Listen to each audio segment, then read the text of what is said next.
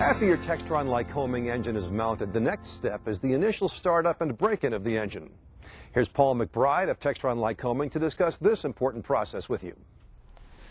Prior to shipping your new or rebuilt Lycoming engine, it has successfully passed a factory test run.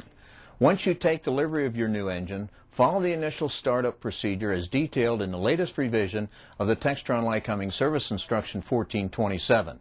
All Lycoming publications are now available on a CD-ROM. We strongly recommend that you review this publication prior to your initial startup and test flight. Some of the highlights of this publication include instructions that will ensure successful startup of your engine. Number 1, perform a ground run-up test to ensure proper oil pressure and check for oil and fuel leaks.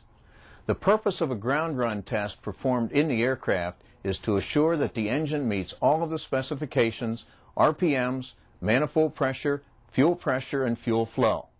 Limit your test run to 3 minutes so that the temperature on the ground will not overheat and cause damage to the engine. Number 2, follow the recommended stated procedures for your first test flight, including the description of power settings and the duration for each setting.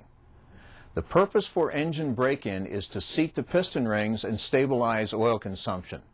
There isn't any difference or greater difficulty in seating the piston rings of a top overhaul engine versus a complete engine overhaul. You will note in the instruction that in order to seat the piston rings in a newly overhauled engine, you will want to cruise the aircraft at 65 to 75% power for the first 50 hours.